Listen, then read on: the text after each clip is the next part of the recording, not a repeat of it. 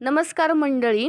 दिनांक 8/2/2026 या रोजी श्री गजानन महाराज प्रकट दिन आहे.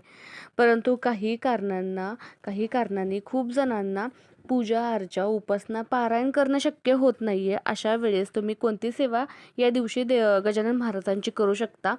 तर सर्वप्रथम तुम्ही 5 मिनिटांमध्ये पूजा मांडू शकता. चौरंगाच्या खाली रांगोळी काढायची, चौरंग मांडायचा, त्यावरती लाल वस्त्र टाकायचं.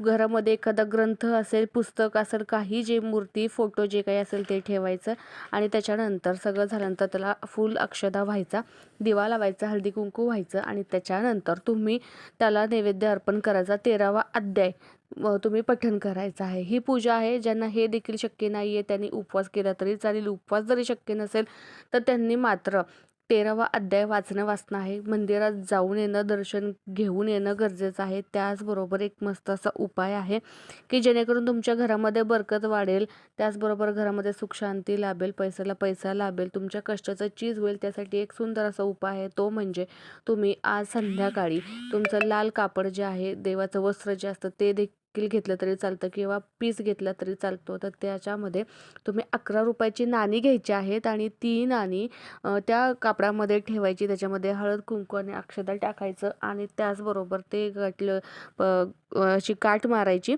आणि एक वाटी घ्यायची. छोटी वाटीमध्ये तुम्ही धने टाकायचे आणि त्या धन्यामध्ये हळद कुंकू अक्षदा फूल व्हायचं आणि त्याच्यामध्ये ही पोटली ठेवायची आणि ही वाटी पोटली असलेली तुम्ही तिजोरीमध्ये ठेवून द्यायची आहे.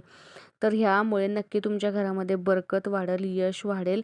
हा उपाय तुम्ही नक्की जरूर करून पहा. त्याचबरोबर ज्या गरोदर माता स्त्रिया आहेत त्यांनी देखील हा उपाय तुम्ही करू शकता. त्याचबरोबर आज त्या मातांनी नक्की 13वा अध्यायाचं पठण करावं, जेणेकरून गर्भात असणाऱ्या बाळावरती छान संस्कार होतात. कारण का हा अध्याय खूप प्रभावशाली आहे, जेणेकरून घरामधल्या अडचणी, शारीरिक व्याधी, गरोदर स्त्रियांना ज्या काही व्याधी असेल, बाळाला ज्या काही व्याधी असेल तर त्या सगळ्या निर्विघ्नपणे पार पडेल.